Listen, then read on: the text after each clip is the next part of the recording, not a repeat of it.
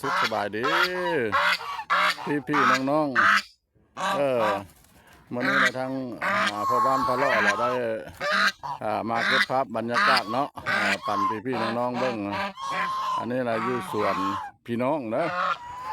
อยู่สวนพี่น้องอันนี้ล่ะจะมาเอามะม่วงไปกินเนาะมันล่นเลยผมดินดอนของเพิ่นนี่ก็ถือว่ากว้างขวางดีเนาะมีหนองสะหลายหนอง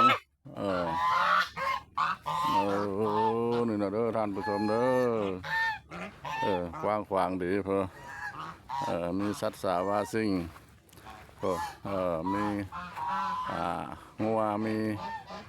อันนั้นห่านเนาะหลายอย่างสวนเพิ่น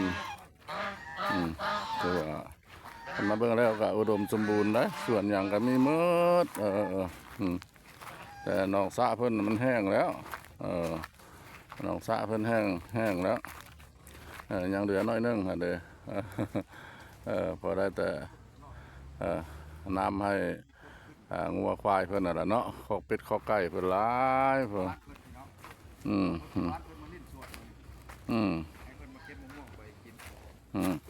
เก็บเอาเด้อม่วงเด้อจ้าโอ้สบายดีโอ้ได้ดินคักเนาะว้าได้ดินส่วนกว้างขวางเลยบ่คักแล้วพอต้นไม้ใบหญ้ามีพืชบ่ยากเขียวสดงดงามอุดมสมบูรณ์มันเขียวแบบนี้นะมันมีนั่นได้เนี่ยมันเป็นแร่งน้ำค่ำได้เนี่ยตามเบิ่งเลยหัวน้ำค่ำพอเป็นหัวน้ำค่ำเลยน้ำบกแห้งน้ำโมแห้ง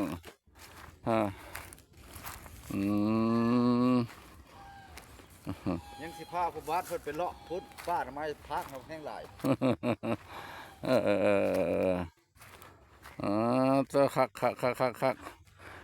หญ้านี่ก็เขียวสดงดงามเนาะ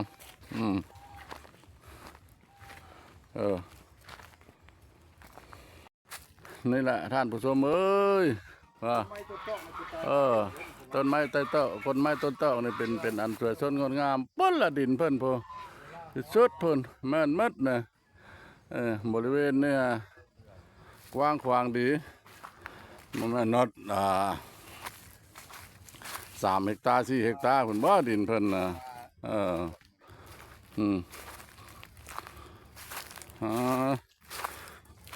นั่นแหละท่านผู้ชมขอบเขตดินเพิ่นกับแม่นภาคพุ่นกับแม่นพอภาคพุ่นกับแม่น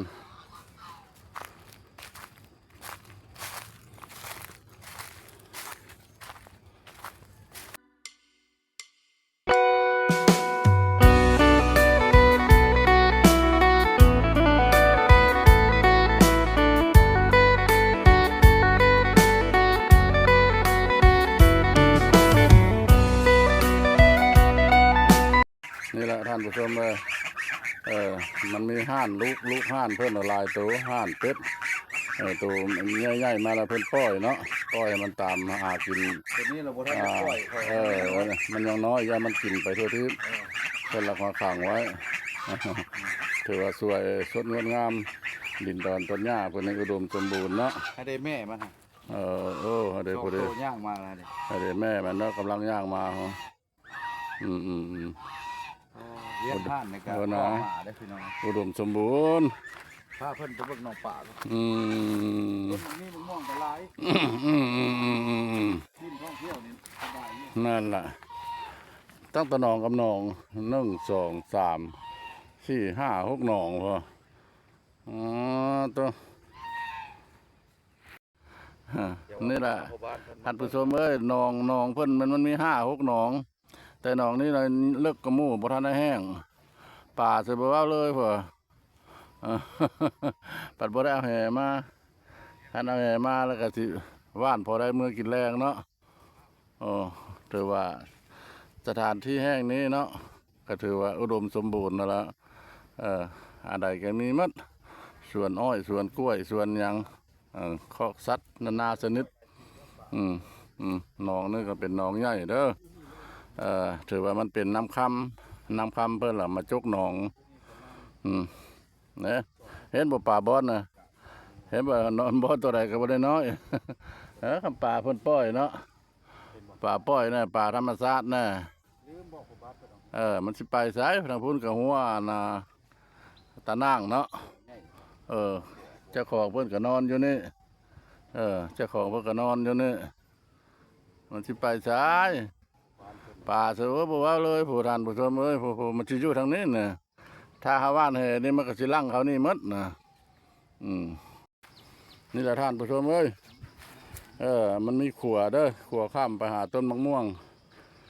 เพิ่นละพอ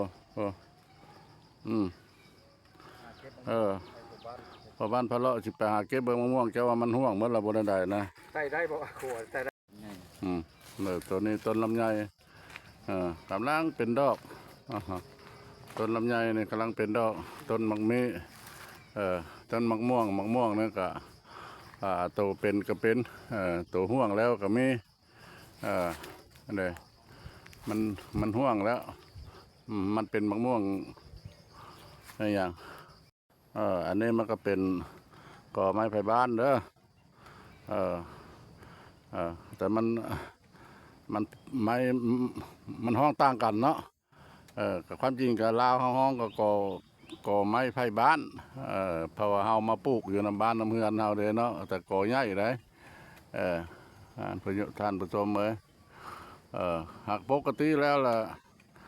ก่อไม้ไผ่บ้านในคันว่าอันนั้นเนาะอันนี้มันเป็นความเชื่อของบุคคลเนาะทางพ่อบ้านพะเลาะแหละหุ่นจักตำราตำนานถ้าว่าอยู่ใกล้เฮือนเฮาแล้วสิปลูกอยู่หัวเฮือนบ่หรือว่าอยู่ข้างเฮือนหน้าเฮือนล่ะระยะแต่เฮือนออกไปในประมาณ3-4 เมตรนี่แหละเพิ่นห้ามปลูกเด้อไม้นี่เด้อถ้าท่านผู้ชมหากบ่ทันได้ฮู้ล่ะแล้วได้ยินพ่อบ้านพะเลาะบรรยายนี่แหละเพิ่นว่าบ่ให้ปลูกเพราะว่าต้นไม้อันนี้น่ะว่าความเชื่อเนาะแบบงมงายล่ะเพิ่นว่ามาผีมักอยู่1ละต้นไม้ไผ่บ้านนะ2ละต้นไห้เพิ่นว่าห้ามปลูกใกล้เฮือนท่านผู้ชมเอ้ยห้ามปลูกไก่เฮือนปลูกอยู่ดงอยู่ป่าล่ะไก่เฮือนไก่ชานล่ะได้อยู่เฮาอยากปลูกไว้ใช้ถ้าปลูกไก่เฮือนแล้วผีอยู่ผีมักอยู่ถ้าบ่เชื่อเราให้ท่านผู้ชมหามาปลูกรถนึ่งแล้วต้นไม้ให้ปลูกอยู่ใกล้ๆข้างเฮือนข้างชานนะมันสิค่อยหู้จักกันไปเนาะว่ามันเป็นอะไรนะอันนี้แหละมี2 อย่างเด้อเพิ่นห้ามปลูกเด้อปลูกอยู่ใกล้บ้านใกล้เฮือน